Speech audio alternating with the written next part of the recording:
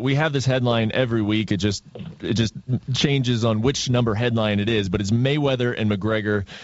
It's just the story that is living in perpetuity in this sport. And we're going to run a clip from Dana White from the press conference. But before we do that, before I headed out to Buffalo, it was Tuesday of last week. I left Las Vegas and flew to Buffalo on Wednesday. I met up with Dana White in person in Las Vegas, and we discussed a whole bunch of different things, and one of them was this fight. And he had mentioned to me that he was planning on a face-to-face meeting with McGregor in New York at some point after McGregor's child is born next month. He said it just makes sense. He's in Dublin. I'm in Las Vegas. We'll meet in the middle. We will, hammer out the details on our end, and then that will be obviously a big step in towards making this fight. In the meantime, there were some stories that came out. Jeff Mayweather, obviously a member of the Mayweather family. He lives in Las Vegas as well, knows Dana White.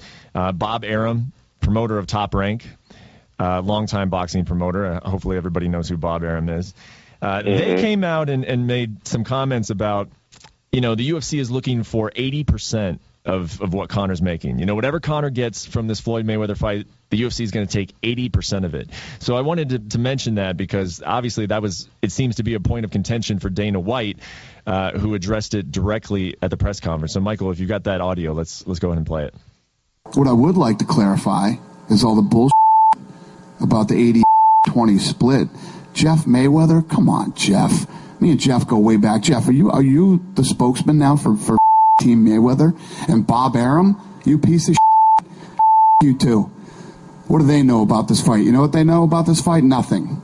Okay? Believe me, we have had preliminary talks with Conor, and I'm in a good place with Conor, and we're gonna meet in New York when he has this baby. Is September still possible? I don't know. The thing is the longer it takes, for us to come to an agreement, I think the longer it's going to take to negotiate with the Mayweather team. Because I know all the talk of A side, B side, and all this stuff. Listen, of course, everything that I say is going to come off bias because he's my guy.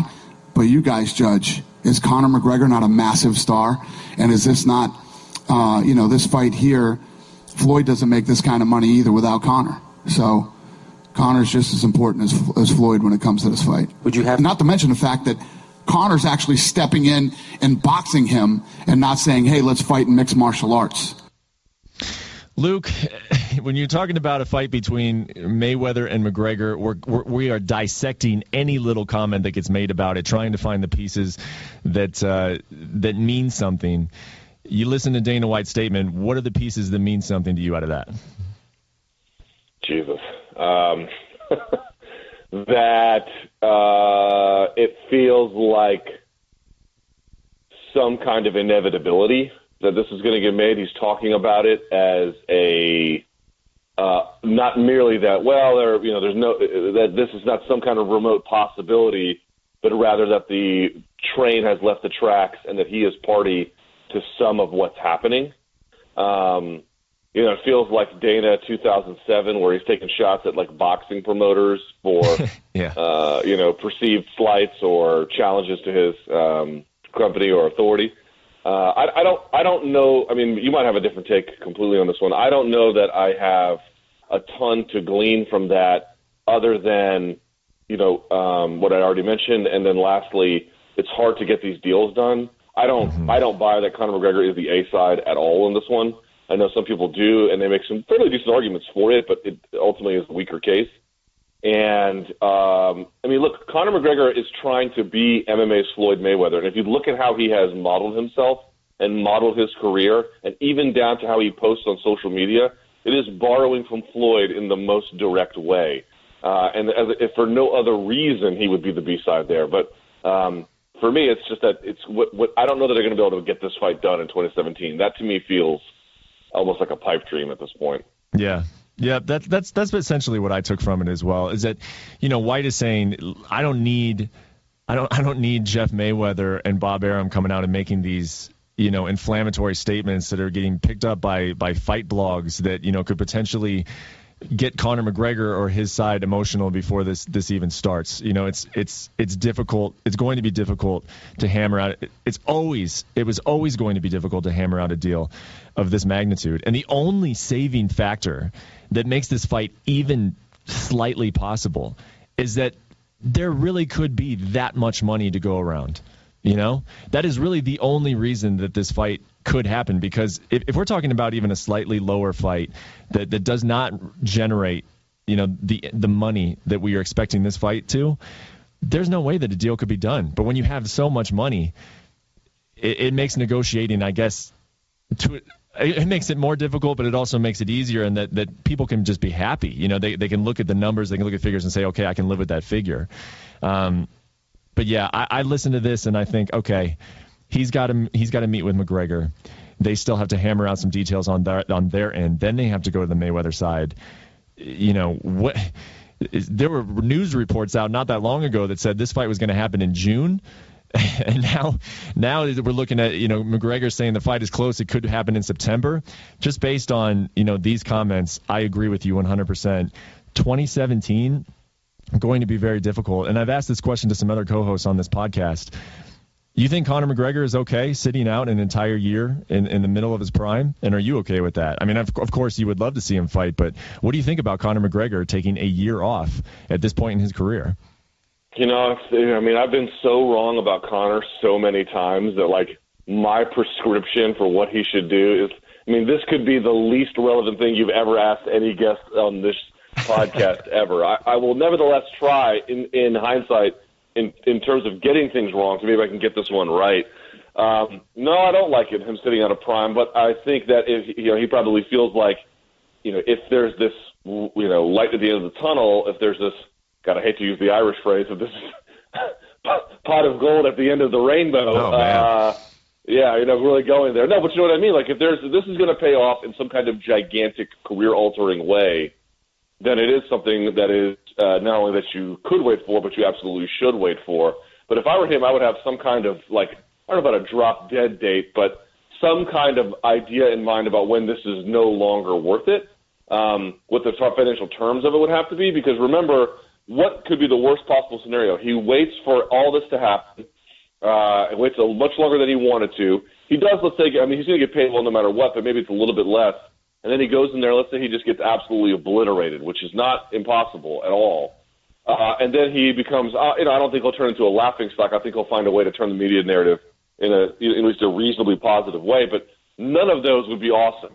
And now you have to go back to MMA, which you haven't been training in, you might be rusty in. By the way, he might still be the champ at that point.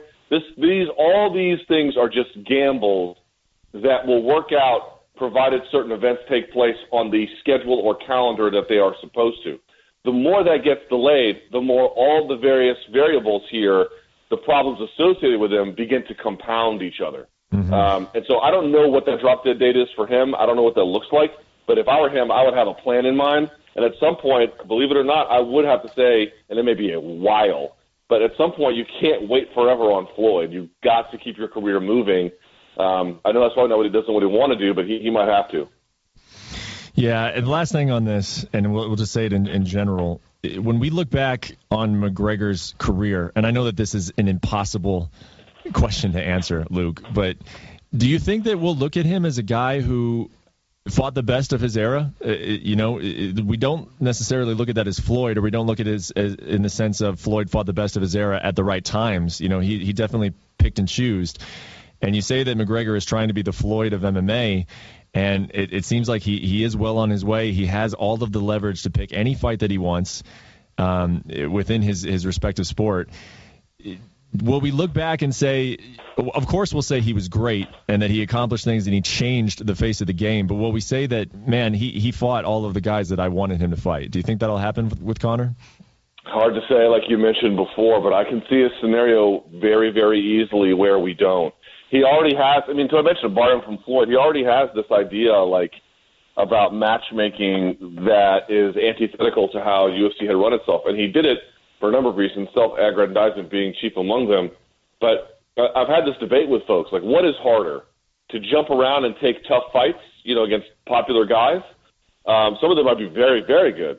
Or to have a title and then just accept all comers and see how long you can hold on to it. I personally believe it is significantly harder to hold that title and then just accept number one contender after number one contender. I mean, that's what the UFC was built on, and titles used to change hands with the exception of the incredible reign of George St. Pierre and Anderson Silva all the time, because when the best fight the best, and you see this in any sport where that happens, where they have, like, let's say, tournament structures, wrestling, jiu-jitsu, that kind of thing, guys lose. Guys lose all the time. It's just inevitable. And, you know, to me, like, Floyd's record of 49-0, I mean, to call it fraudulent would be not fair. But to call that, like, you know, some kind of obvious example of how much greater he is than everyone because he can defy the conventions of human behavior would also not be true either. Like, he, as you mentioned, you know, the Baldomir fight was tough, but he didn't fight a prime Cotto. He didn't fight, just go down the list. There's lots of guys he didn't fight in their primes. And so, to me, we'll have to see if he goes back. Does he fight Nurmagomedov? Does he fight Ferguson? Does he fight Diaz again? Does he win or does he lose? Those questions will help clarify this answer. But if he keeps doing what he has been doing and jumps around, his star power will be incredible, and they'll say a lot of nice things about him. That Eddie Alvarez win is pretty damn spectacular. But I don't think, personally, that you reserve the same kind of sporting judgment greatness for someone who did not defend a title, who has yet to defend a title, and has had two of them. Yeah, it's so premature to talk about this, but I mean that's what we do on podcasts and radio shows, right? I mean we discuss we discuss speculative things.